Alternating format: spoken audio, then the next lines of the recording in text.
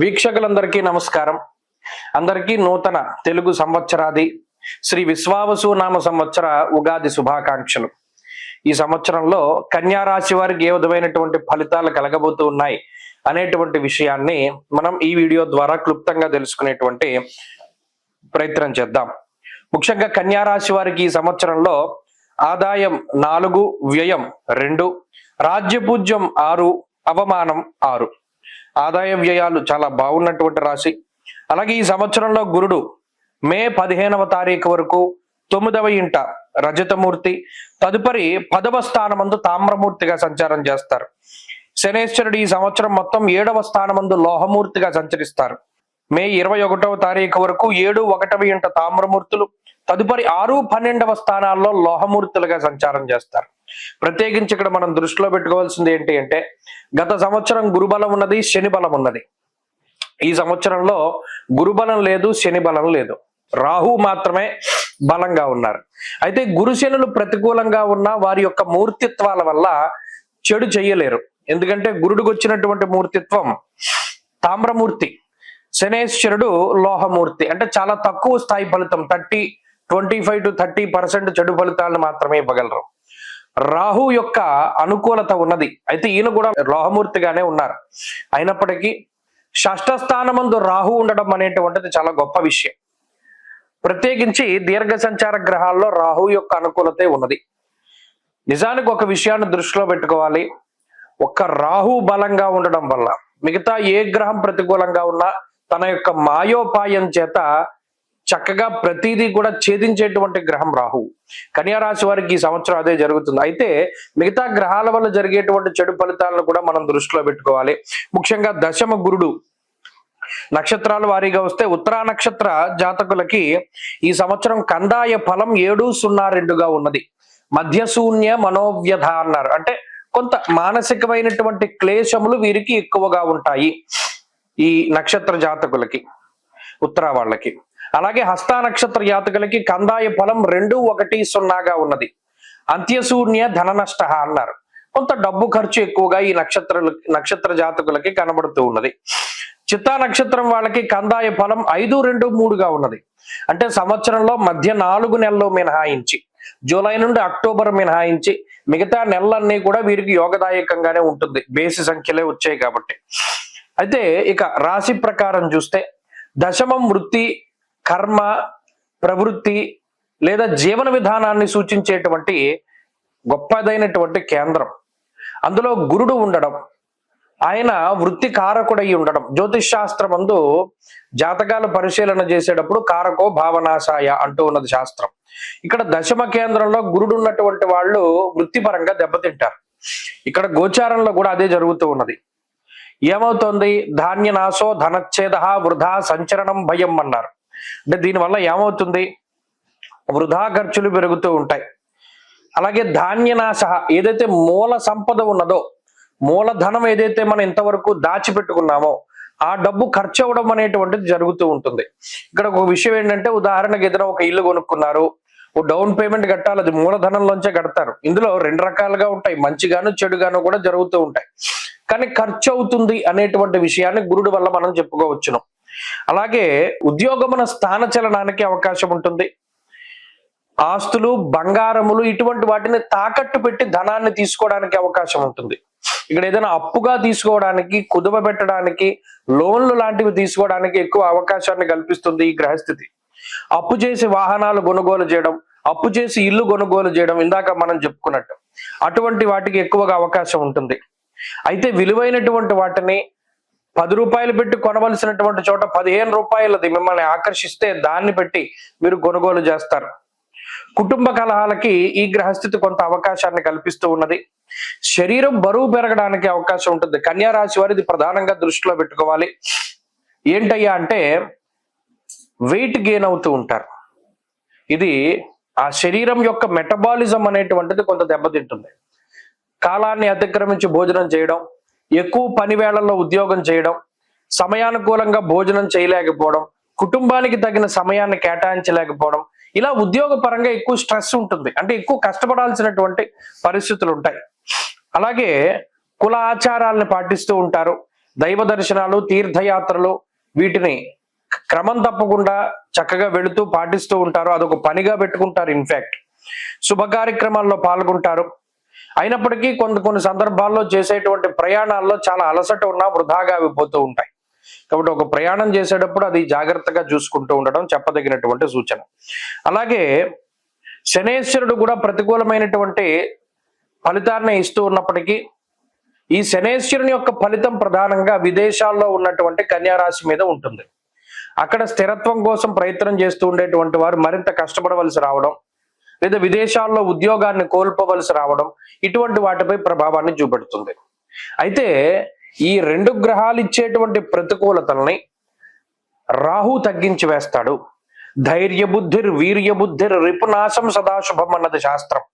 అనగా గొప్ప ధైర్యమైనటువంటి బుద్ధిని, వీర్యము అనగా శౌర్య పరాక్రమాలు, చాలా సాహసోపేతమైనటువంటి నిర్ణయాలు తీసుకుంటారు. దానివల్ల ధైర్యే సాహసే లక్ష్మి, దాని వెనకాలే ధైర్యం, డబ్బు ఇవన్నీ వస్తాయి. కాబట్టి రాహువు ఎంత మాయోపాయాన్నైనా సరే పన్ని ఈ గురుశనులు ఇచ్చేటువంటి చెడు ఫలితాల నుండి కాపాడుతారు. ఇది చాలా గొప్ప విషయం. ఎక్కడా మోసపోనివ్వకుండా, ఎక్కడా మీ వస్తువులు దొంగల పాలు కాకుండా, ఎక్కడా మీ పరువు పోకుండా రాహు ఎంతసేపటికి కాపాడుకుంటూ వస్తారు. ఇది చాలా గొప్ప విషయం. శత్రువులపై పూర్తి స్థాయిలో విజయాన్ని ఆశించడానికి అవకాశం ఉంటుంది. కాబట్టి ఇక్కడ కొన్ని సందర్భాల్లో కుటుంబానికి దూరంగా వెళ్ళవలసి వస్తుంది. భార్య వేరే చోట, భర్త వేరే చోట ఉద్యోగపరంగా వెళ్ళవలసినటువంటి పరిస్థితులు ఉంటాయి. ఇవన్నీ ఈ సంవత్సరం కన్యారాశి వారి దృష్టిలో పెట్టుకోవాలి. మరిన్ని అనుకూలమైనటువంటి ఫలితాలను సాధించడానికి ఎక్కువగా ఈ సంవత్సరం గురువు యొక్క ఆరాధన చేయాలి. దక్షిణామూర్తి స్తోత్రాన్ని ప్రతిరోజు చదువుకుంటూ ఉండడం, వినాయకుడికి ప్రత్యేకించి ప్రతి గురువారం నాడు వెళ్ళి విఘ్నేశ్వరుని యొక్క ఆరాధన చేస్తూ ఉండడం, ఇటువంటివి చేస్తూ ఉంటే మంచి ఫలితాలని ఆశించవచ్చు. ఈ సంవత్సరంలో కలిసి వచ్చేటువంటి వారం శనివారంగా చెప్పవచ్చు. అదృష్ట వర్ణము పసుపు, నీలముగా చెప్పవచ్చును. అదృష్ట సంఖ్య 9. స్వస్తి. మార్చి 30వ తారీఖున మారేటువంటి శనేశ్వరుడు కన్యారాశి వారిపై ఏ విధమైనటువంటి ప్రభావాన్ని చూపించబోతున్నారు అనేటువంటి విషయాన్ని ఈ వీడియో ద్వారా క్లుప్తంగా తెలుసుకునేటువంటి ప్రయత్నం చేద్దాం. కన్యారాశి వారికి మార్చి 30 లగాయతు 7వ స్థానమందు లోహమూర్తిగా శనేశ్వరుడు తన యొక్క సంచారాన్ని 2.5 సంవత్సరాల పాటు కొనసాగించబోతూ ఉన్నారు. అయితే ఇప్పటి వరకు షష్ఠ స్థానమందు యోగించినటువంటి శనేశ్వరుడు సప్తమ స్థానమందు అంత యోగించేటువంటి గ్రహం కాదు. ఎందుకంటే శనేశ్వరుని యొక్క షష్ఠ స్థాన స్థితి చాలా మంచిది. ధైర్య బుద్ధిర్ వీర్య, ఇది 7వ స్థానంలో అంత ఫలితాన్ని ఇవ్వరు. ఎందువల్ల? షష్ఠ స్థానం అంటే త్రిషష్ఠ లాభ స్థానాల్లో పాపగ్రహాలు ఎక్కువగా యోగిస్తాయి. సప్తమము అనేటువంటిది ఒక కేంద్ర స్థానము, మనకు ఉండేటువంటి కంటక స్థానాల్లో ఒక కేంద్రము. మరి ఆ స్థానంలో శనేశ్వరుడు అంత అనుకూలము కాదు, అంత వ్యతిరేకము కాదు. సాధారణమైనటువంటి ఫలితాలనే మనం ఎక్స్పెక్ట్ చేయొచ్చు. ఎందుకంటే యోగించే స్థానం కాదు, అవయోగాన్ని ఇచ్చే స్థానము కాదు. అర్ధాష్టమ అష్టమ స్థానాలుగా అంత ఇబ్బంది పెట్టరు. కానీ మరి ఏ విధమైనటువంటి ఫలితాలను ఇస్తారు అంటే వ్యాధి పీడాం ప్రవాసంచ అంతఃక్లేశం మహద్భయం అన్నారు. ఇక్కడ ప్రధానంగా శనేశ్వరుడు సప్తమ భావమందు దేశాంతరవాసాన్ని కలిగించేటువంటి గ్రహంగానే ఎక్కువ మంది చూస్తూ ఉన్నారు. అలాగే అంతఃక్లేశ, కొంత మానసికమైనటువంటి క్లేశములు, అది జనరల్ గా ఎవరికైనా కూడా ఉంటాయి. ప్రతి ఒక్కరి జీవితంలో ఏదో ఒక మానసికమైనటువంటి క్లేశములు అంటే సమస్యలు ఉంటాయి. మహద్భయ అన్నారు అంటే వాటి వల్ల ఏదో ఒక భయం వస్తూ ఉంటుంది. ఇక్కడ ప్రధానంగా సప్తమ స్థానము అనేటువంటిది ఒక రిలేషన్షిప్ ని సూచించేటువంటి స్థానం. ఇది జీవిత భాగస్వామికి సంబంధించి, అలాగే వ్యాపార భాగస్వామ్యులకి సంబంధించి, ఇలా భాగస్వామ్యాన్ని సూచించేటువంటి స్థానం. ఆ స్థానంలో శనేశ్వరుడి యొక్క ఫలితం వల్ల భాగస్వామ్యం దెబ్బతింటుంది అన్నారు. ఉదాహరణకి వివాహ వ్యవస్థ తీసుకుంటే జీవిత భాగస్వామికి ఈ శనేశ్వరుడు సప్తమ భావంలో ఉన్నందువల్ల మరి ఈ కన్యారాశి వారిని ఎవరైతే వివాహం చేసుకున్నారో వారికి ఆ భాగస్వామ్యం మధ్యలో కొన్ని ఇబ్బందులు వస్తాయి.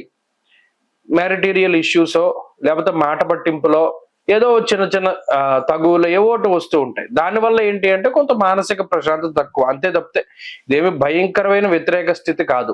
ఏవో చిన్నపాటి తగువులు మాట పట్టింపులు ఎక్కువగా వస్తూ ఉంటాయి. ఒకటి, భాగస్వామ్య వ్యాపారం చేస్తూ ఉండేటువంటి వారాల్లో కూడా ఈ శనేశ్వరుడు చిచ్చు పెడుతూ ఉంటారు. వారికి కూడా భాగస్వామ్యాన్ని దెబ్బతీసేటువంటి విధంగా శనేశ్వరుడు ఎక్కువగా ప్రోత్సాహకాన్ని ఇస్తూ ఉంటారు. ఇది రెండో విషయం. ఇక సౌఖ్యము అనేటువంటిది చాలా తక్కువగా ఉంటుంది. ప్రత్యేకించి చూడండి, కన్యా రాశి వారికి ఇప్పటి వరకు ఉన్నటువంటి రోజులతో పోల్చుకుంటే రాబోయే 2.5 సంవత్సరాలు కొంత కష్టసాధ్యమైన జీవితం ఉంటుంది. అంటే ఏంటి, ఇప్పటి వరకు ఎంతో లగ్జరీగా ఉంటే కొంత దాన్ని తగ్గించుకునే ప్రయత్నం చేస్తారు. కొంతమంది కావాలని, అంటే మన శరీరం పెరిగిపోతుంది, ఎక్కువ నడకకి ఇంపార్టెన్స్ ఇవ్వాలి, సైకిల్ దొక్కాలి, ఈ టైప్ ఆఫ్ మెయింటెనెన్స్ లోకి దిగుతూ ఉంటారు. మరి ఇప్పటి వరకు కార్ల మీద బళ్ళ మీద వెళ్ళేటువంటి వారికి నడక లేదా సైకిల్ అంటే మరి కష్టమే కదా. కానీ అది కూడా ఎందుకు, బరువు తగ్గడానికి అనేటువంటి ఒక ఆలోచన. ఏదైనా సరే శరీరం కష్టపడుతుంది, దానికి రకరకాల కారణాలు ఉంటాయి. ఇది లగ్జరీ తగ్గడం, సౌఖ్యం తగ్గడం. అలాగేనేమో ఇంకో విషయం ఏంటి అంటే నిద్రా సౌఖ్యం తక్కువగా ఉంటుంది. ప్రధానంగా కన్యా రాశి వారిలో ఏమవుతుంది అంటే రాత్రిపూట నిద్ర పట్టదు. ఇది ఒక గొప్ప సమస్య. ఎంతోసేపు ప్రయత్నం చేస్తేనే కానీ నిద్ర పట్టనటువంటి పరిస్థితి, ఇది సాధారణమైన సమస్యగానే వారిలో కనబడుతూ ఉంటుంది. ఇంకొకటి ఏంటి అంటే ఈ శనేశ్వరుడు మంచి ఎవరికి చేస్తారు అంటే విదేశాల్లో ఉన్నటువంటి వారికి, లేదా ఎవరైనా విదేశాలు వెళ్ళాలి అనుకునేటువంటి వాళ్ళకి, లేదా ఏదైనా డిస్టెన్స్ ఎడ్యుకేషను, లాంగ్ టర్మ్ కోచింగ్లు ఇటువంటివి ఎవరైతే తీసుకోవాలి అనుకుంటారో వారికి శనేశ్వరుడు మంచి చేస్తారు. తద్వారా పోటీ పరీక్షల్లో మంచి ఫలితం సాధించడం, విదేశీ యానం చేయడము, విదేశాల్లో స్థిర నివాసం, అక్కడ ఇల్లు కట్టుకోవడము, అక్కడ వ్యాపారం అభివృద్ధి చెందడం, అక్కడ ఉద్యోగం అభివృద్ధి చెందడం ఇత్యాది విషయాలన్నీ కూడా విదేశాల్లో ఉన్నటువంటి వారికి యోగిస్తాయి. అలాగే ప్రవాసము అన్నారు. ఇదే ప్రవాసము అంటే దేశాంతర్వాసం చేసేటువంటి పరిస్థితులకి కూడా కారణమవుతుంది. కాబట్టి కన్యా రాశి వారిలో ఉన్నటువంటి పరిస్థితి చూసినప్పుడు శనేశ్వరుడు పీడించే గ్రహం కాదు, మానసికంగా కొంత ఇబ్బంది పెడుతూ ఉంటారు.